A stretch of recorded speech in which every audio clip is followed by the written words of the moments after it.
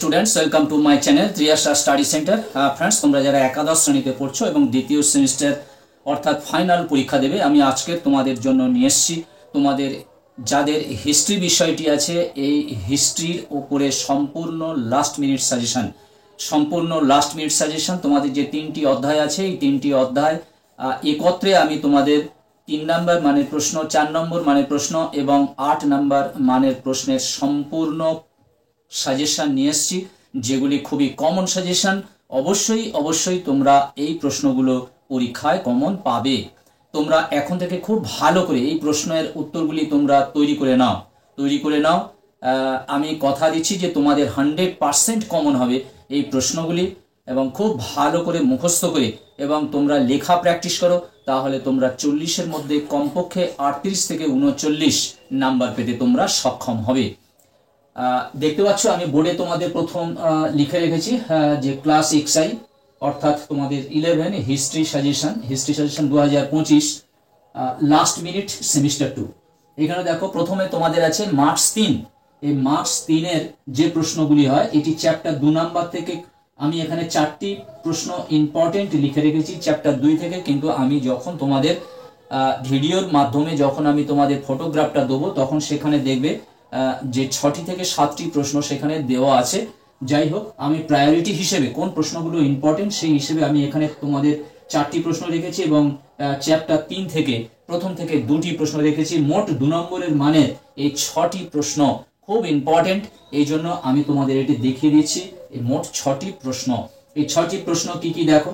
কাকে কেন ধর্ম সংস্কার আন্দোলনের সুক্তারা বলা হয়? আমি তোমাদের ভিডিও যে স্ক্রিন আছে মোবাইল স্ক্রিনে আমি একটু বড় করে তোমাদের দেখাবো। আমি প্রশ্নগুলো আগে তোমাদের কাছে বলে নিচ্ছি, তারপরে আমি তোমাদের এটি বড় করে দেখাবো। বন্ধুরা, তোমরা যারা চ্যানেলটি সাবস্ক্রাইব করোনি অবশ্যই তোমরা চ্যানেলটি সাবস্ক্রাইব করে নাও এবং আমার পাশে থাকো। তোমরা তোমাদের বন্ধুদের কাছে লিংক বেশি করে শেয়ার করো, একটা লাইক করে দিও, প্রয়োজনে কমেন্ট করো। লাইক কমেন্ট করলে ভিডিও করার প্রবণতা বাড়ে।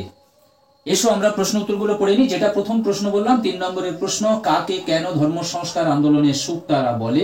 এটি দেখো চ্যাপ্টার 2 থেকে এই প্রশ্নটি আছে। 2 নম্বর প্রশ্ন, ভক্তিবাদের মূল আদর্শগুলি কি কি? ভক্তিবাদের মূল আদর্শ কি ছিল? তার মানে সেই ভক্তিবাদের মূল আদর্শগুলি কি কি, এটি তোমাদের উত্তর লিখতে হবে। 3 নম্বর মানের প্রশ্ন, মিনিমাম তো 3টি আদর্শ এখানে খাড়া করতে হবে। 3 দাগে প্রশ্ন, 95 থেসিস বলতে কি বোঝো? 95 থেসিস বলতে কি বোঝো? 4 দাগের প্রশ্ন, ইতালীয় ভাষার জনক কাকে বলে এবং কেন বলা হয়? খুব ভালো প্রশ্ন, ইতালীয় ভাষার জনক কাকে বলা হয় এবং কেনই বা বলা হয়? এবারে চ্যাপ্টার 3 থেকে 2টি প্রশ্ন তোমাদের অ্যাডভান্স আমি রেখেছি, একেবারে প্রথমে রেখেছি ইম্পর্টেন্টের প্রায়োরিটির দিক থেকে। দেখো, মুদ্রণ শিল্পের আদি পর্বে কাগজের আবিষ্কার ও ব্যবহার সম্পর্কে লেখো। এবং 6 দাগের প্রশ্ন, আধুনিক প্রযুক্তির ফলে দুর্গ নির্মাণ রীতিতে কি পরিবর্তন এসেছিল? আধুনিক প্রযুক্তির ফলে দুর্গ নির্মাণ রীতিতে কি পরিবর্তন এসেছিল? এই ছিল তোমাদের 3 নম্বর মানের 6টি ইম্পর্টেন্ট প্রশ্ন, কিন্তু আমি বলেছি আরো 2-3টে বাড়তি প্রশ্ন তোমাদের দেওয়া আছে। আমি যখন তোমাদের ভিডিও স্ক্রিনে দেখাবো, বড় করে দেখাবো, তখন তোমরা সেটি সম্পূর্ণ সাজেশনটা দেখতে পাবে। আমি জাস্ট এই কটি খুব ইম্পর্টেন্ট সেই প্রশ্নগুলি আমি তোমাদের সামনে রাখলাম। আর তোমরা যারা পিডিএফ পেতে চাও তোমরা 9732818391 এই হোয়াটসঅ্যাপ নাম্বারে তোমরা যোগ দিতে পারো, 9732818391। বন্ধুরা এসো আমরা একটু এই প্রশ্ন কটি, এই 6টি প্রশ্ন আপাতত আমরা একটু বড় করে দেখে নিই।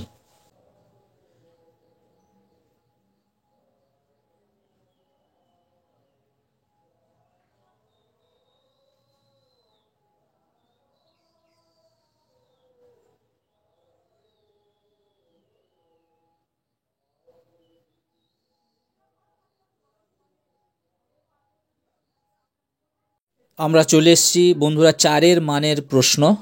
4-এর মানের প্রশ্ন দেখতে পাচ্ছ এখানে, ক্রুসেডের সামাজিক ও অর্থনৈতিক কারণগুলি কি কি? ক্রুসেডের সামাজিক ও অর্থনৈতিক কারণগুলি কি কি? তারপরে আছে দেখো, ক্রুসেডের ফলাফলগুলি উল্লেখ করো। তারপরে আছে ইউরোপে ধর্ম সংস্কার আন্দোলনে মার্টিন লুথারের ভূমিকা কি? তারপর দেখতে পাচ্ছ চ্যাপ্টার 3 থেকে ডাইনি সন্দেহে মেয়েদেরকে বেশি করে হত্যা করা হতো কেন? হত্যা করা হতো কেন? মুদ্রণ বিপ্লব কি?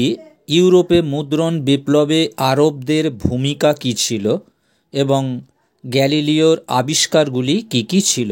এই ছিল তোমাদের 4 নাম্বার মানের প্রশ্ন। এবারে চলো আমরা চলে এসেছি এবার 8 নাম্বার মানের প্রশ্ন।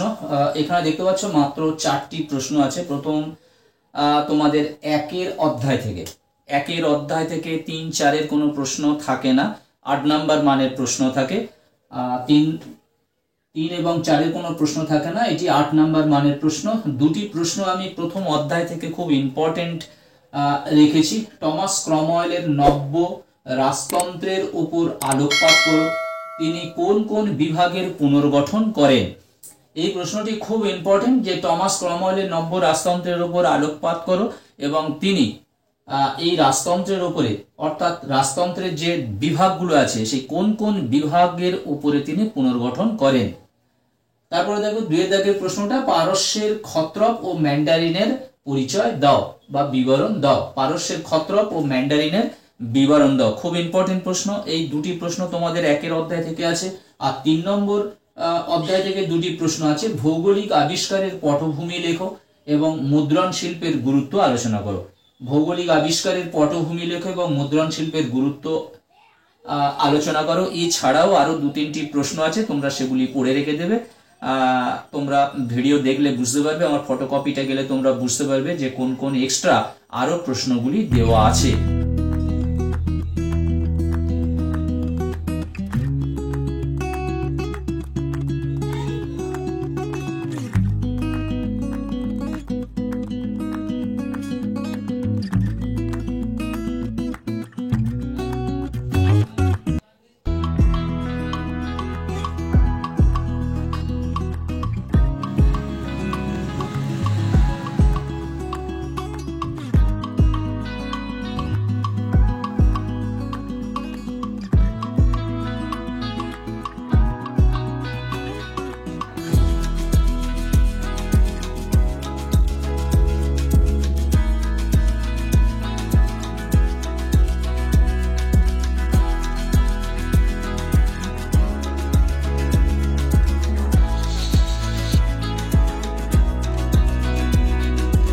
আমি প্রথম থেকে তোমাদের প্রশ্নগুলো দেখিয়ে দিচ্ছি।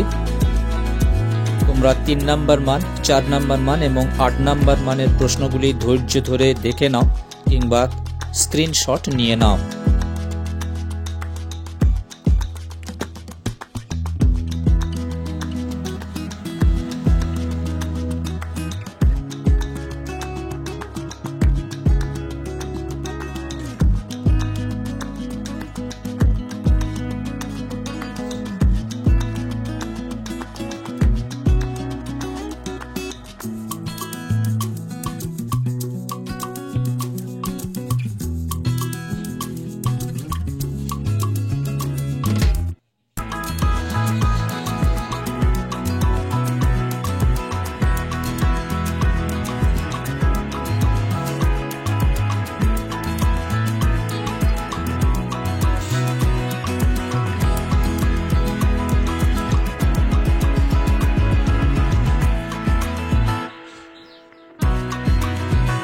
বন্ধুরা, তোমরা সবাই প্রশ্নগুলো দেখে নিলে, 3টি অধ্যায়ের প্রশ্ন এবং লাস্ট মিনিট সাজেশন।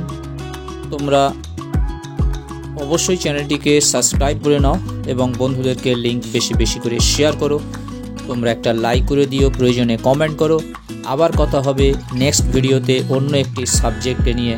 তোমরা সবাই ভালো থাকবে, সুস্থ থাকবে। তোমাদের জন্য রইল শুভকামনা। All the best.